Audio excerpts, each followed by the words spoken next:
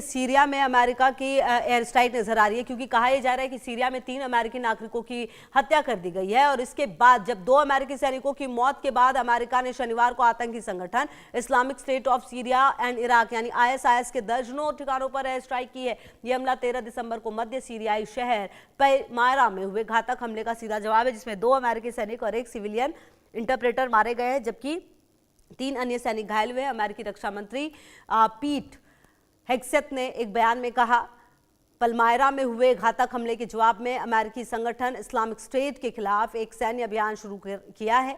और आपको बता दें कि सीरिया में अमेरिका का अटैक ISIS के कई ठिकानों को तबाह किया गया है। अमेरिका ने सीरिया में इस्लामिक स्टेट यानी ISIS के लड़ाकों को निशाना बनाते हुए ऑपरेशन हॉक आई स्ट्राइक लॉन्च किया है। यह ऑपरेशन इस महीने की शुरुआत में 2 अमेरिकी सैनिकों और 1 इंटरप्रेटर की मौत के बदले में किया गया। अमेरिकी राष्ट्रपति डोनाल्ड ट्रंप ने इसे बहुत गंभीर जवाबी कार्रवाई बताई है।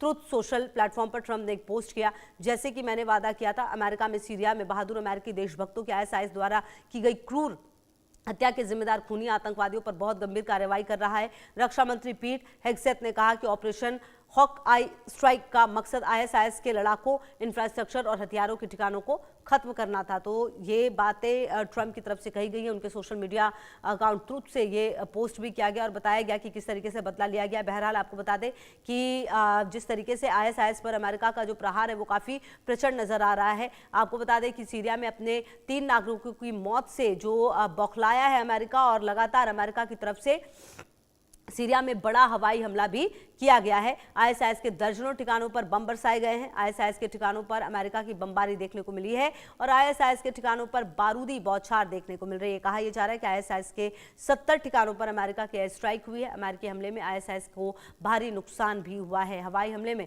ISIS के कई ठिकाने तबाह हुए हैं और आपको बताएं कि ISIS के कई लड़ाकों की मौत की खबर है। ISIS के पोस्ट पर जमीन से भी हमला किया गया है। तो कुल मिलाकर ISIS ने जो हिमाकत की अमेरिका के लिए, अब उससे अमेरिका जो है वो बौखलाया हुआ है और लगातार एक्शन लेता हुआ नजर आ रहा है। और कहीं ना कहीं बता दें आपको कि इस पूरे घटनाक्रम के बाद जो अमेरिका का प्रहार है ISIS पर वो काफ़ी ज़्यादा नज़र आ रहा है। बहरहाल अब देखना ये है कि किस तरीके से ये जो स्थिति है वो नज़र आएगी आने वाले समय में, और अगर ISIS की संलिप्तता पाई गई है तो उसको किस तरीके से जो ट्रंप हैं वो ख़त्म करेंगे, ये भी देखना बेहद महत्वपूर्ण है। तो अहम जानकारी आपको दे रहे हैं, जहां पर आपको बता दें कि अपने 3 नागरिकों की मौत के बाद जो अमेरिका है वो बौखलाया हुआ नज़र आ रहा है और लगातार आपको बता दें कि ISIS के जो ठिकाने हैं उनको ख़त्म किया जा रहा है। हालांकि आपको बता दें कि ये जो ऑपरेशन है अमेरिका का सीरिया में 70 से ज़्यादा ठिकानों पर अटैक हो चुका है। अमेरिकी सैनिकों की मौत के बाद ऑपरेशन हॉक आई शुरू किया गया। ट्रंप ने बोला है कि वादा पूरा हुआ है, क्योंकि 70 से ज़्यादा ठिकानों पर हवाई हमले करके उनको तबाह किया गया। अमेरिकी अधिकारियों ने बताया कि ये कार्रवाई हाल में हुए उस हमले के जवाब में की गई, जिसमें सीरिया में तैनात अमेरिका के 2 सैनिक और 1 ट्रांसलेटर मारे गए थे। इस मिलिट्री ऑपरेशन को ऑपरेशन हॉक का नाम दिया गया। ये नाम इसलिए क्योंकि मारे गए सैनिक अमेरिका के आयोवा राज्य से थे, जिसे हॉक आई स्टेट कहा जाता है। अधिकारियों के मुताबिक जिन ठिकानों को निशाना बनाया गया उनमें आतंकियों के ठहरने की जगह, हथियार रहने और गोदाम और दूसरी जगह पर शामिल हैं। तो कुल मिलाकर आपको बता दें, देखिए अमेरिका वो देश है जो अपने बदले को लेना जानता है, और ये बदला इसीलिए है क्योंकि 2 अमेरिकी सैनिकों समेत 1 जो ट्रांसलेटर है उसकी मौत हुई थी सीरिया में, और उसके बाद कहा गया था ट्रंप की तरफ से बदला लिया जाएगा, और अब ट्रंप की तरफ से कहा जा रहा है कि बदला पूरा हुआ। जैसा कि मैंने कहा था वो मैंने कर दिखाया है। बहरहाल आपको बता दें कि ऑपरेशन हॉकआई रखा गया है इसका नाम, क्योंकि जो सैनिक थे वो उस जगह से आते हैं जिसे कि हॉकआई कहा जाता है, और ऐसे में आने वाले समय में किस तरीके से तमाम ठिकानों को खत्म किया जाएगा वो देखना होगा। मेरे साथ group captain retired UK Devnath sir, रक्षा विशेषज्ञ, जुड़े हुए हैं। यूके देवनाथ सर, अमेरिका वो देश है जो अगर अपने पर आए तो फिर वो छोड़ता नहीं है, चाहे वो ओसामा बिन लादेन को मारने की बात रही हो या फिर ISIS की रही हो। अब ऐसे में तो 3 नागरिक उसके मारे गए, मतलब 2 सैनिक मारे गए हैं और इसके अलावा जो एक उसके ट्रांसलेटर है उसको मारा गया। अब ISIS पर कितने बड़े हमले आने वाले दिनों में और देखे जा सकते हैं?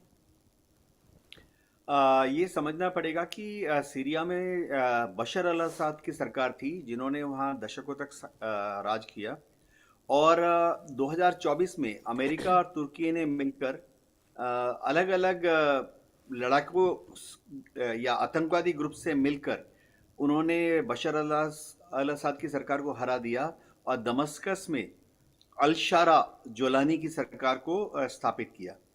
ये बहुत ही हैरानी की बात है कि अल-शारा जोलानी जिसको स्थापित किया गया वह खुद एक समय आईएसआईएस और अल-कायदा का एक लड़ाका था और अमेरिका ने आज से 10 साल पहले उसके ऊपर $1 लाख का इनाम भी रखा था। ये $1 मिलियन का इनाम भी रखा था। लेकिन क्योंकि अमेरिका और तुर्की भी बशर अल असद की सरकार को एकदम पसंद नहीं करते थे, तो उन्होंने एक आतंकी का इस्तेमाल करके अल-शारा जोलानी का इस्तेमाल करके बशर अल असद को तख्ता पलट कर दिया। बशर अल असद अपने परिवार के साथ रूस भाग गए और फिलहाल वो रशिया में ही मॉस्को के पास शरण लिए हुए हैं। उसके बाद से जो जोलानी सरकार आई है वो लगातार कोशिश कर रही है तुर्की की मदद से और अमेरिका की मदद से कि पूरे सीरिया पर उसका नियंत्रण हो जाए, लेकिन ऐसा हो नहीं रहा है।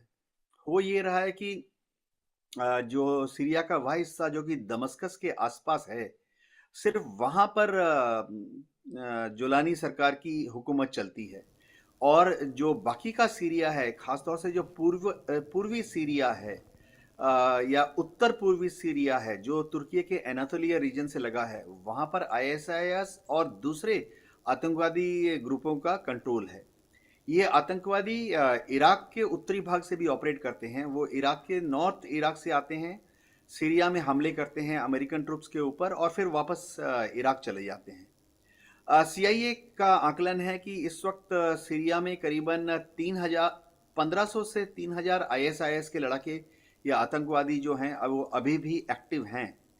इनको कंटेन करने के लिए अमेरिका ने वहां पर 1000 ट्रूप्स को डिप्लॉय किया हुआ है, यूएस नेशनल गार्ड। और अमेरिका की सेंट्रल कमांड ये बोल रही है कि फिलहाल जो हमला किया है, जिसमें कि उन्होंने भरी तादाद में फाइटर विमान F-15, F-18 और अपेची अटैक हेलीकॉप्टर और हाइमर्स लॉन्ग रेंज आर्टिलरी का इस्तेमाल किया। सेंट्रल कमांड ने अमेरिका की सेंट्रल कमांड सेंटकॉम ने बताया है कि अगर ज़रूरत पड़े तो ये हमला फिर से निकट भविष्य में करेंगे और अगर ज़रूरत पड़ी तो कुछ एडिशनल यूएस ट्रूप्स को भी वहां पर लाकर डिप्लॉय किया जाएगा। जी बिल्कुल। और कहीं ना कहीं यूके देवनाथ सर, आने वाले समय में अगर अमेरिका ने ये सोच रखा है तो आईएसआईएस के लिए बचना कितना मुश्किल होगा और किन देशों का और किन संगठनों का साथ उसे मिल सकता है? हाँ, आईएसआईएस जो है वो शुरुआती दौर में अगर हम याद रखें, आज से 15 साल पहले अल-कायदा, 10 साल पहले आईएसआईएस का सीरिया के पूर्वी भाग में काफ़ी जोर था। सीरिया में एक समय ऐसा था जब वहाँ कम से कम 8 अलग अलग आतंकवादी ग्रुप काम करते थे। हर आतंकवादी ग्रुप को अलग अलग देश स्पॉन्सर करता था, अलग अलग मकसद से। तुर्की जो है उत्तर की दिशा से आतंकवादी ग्रुप्स को मेंटेन करता था। ये जो अल-शारा जो अभी ये सीरिया के चीफ हैं, ये उसी ग्रुप को बिलोंग करते हैं। इसी तरह से एक आतंकवादी ग्रुप ऐसा भी था जिनको कि ईरान सपोर्ट करता था, क्योंकि ईरान को लगता था कि पूर्वी सीरिया पर भविष्य में वो कंट्रोल कर सकता है, खास तौर से पूर्वी सीरिया का वह हिस्सा जहाँ पे कि बड़ी संख्या में ट्राइबल्स लोग रहते हैं। अब एक धड़ा ऐसा भी है जो कि जॉर्डन बॉर्डर से के पास से ऑपरेट करता था। तो ये सारे गुट कुछ आईसिस के थे, कुछ अल-कायदा के थे, कुछ सीरिया सरकार के समर्थन में भी काम करते थे। इसी में अगर आप देखें गोलान हाइट्स की तरफ, यानी दमस्कस के दक्षिण पश्चिम में गोलान हाइट्स की तरफ इजराइल भी लगातार हमले करता था। तो सिचुएशन जरा नाजुक है।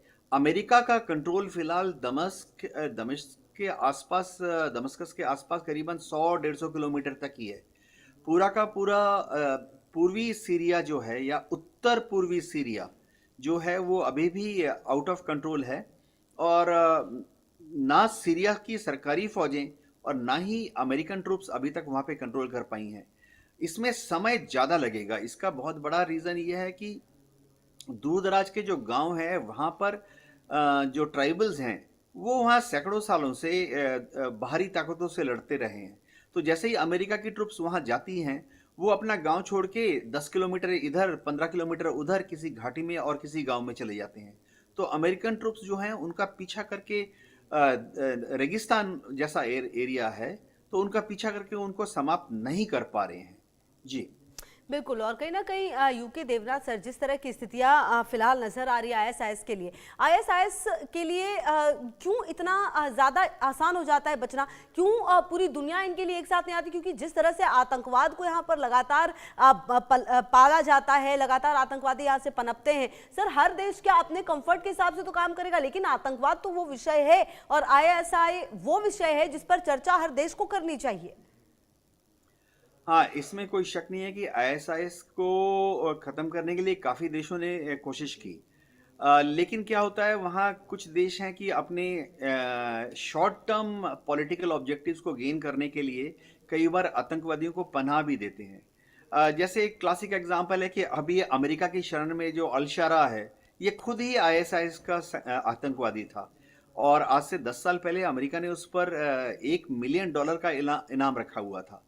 लेकिन विडंबना देखिए कि जिसको अमेरिका एक आईएसआईएस का लड़का मानकर उस पर $1 मिलियन का इनाम रखा था, आज अमेरिका उसी को ही सपोर्ट करके वहां गद्दी पर बिठा रहा है, क्योंकि अमेरिका को लगा कि बशर अल असद की सरकार, जिसको कि अमेरिका एकदम नहीं पसंद करता था, उसको कौन हिला सकता है? एक आतंकवादी संगठन। तो अभी भी ऐसा हो रहा है वहां पर जी, कि आतंकवादी संगठन फल फूल रहे हैं। जो कुर्दिस्तान का एरिया ठीक है, बिल्कुल सर, आप सही बात कह रहे हैं। अगर कहीं ना कहीं ये फल फूल रहे तो इसके पीछे अब सबको साथ आकर इनको खत्म करने की जरूरत है। बहुत शुक्रिया आपका इन तमाम जानकारियों के लिए और हमारे साथ जुड़ने के लिए। बढ़ते हैं आगे। केंद्र सरकार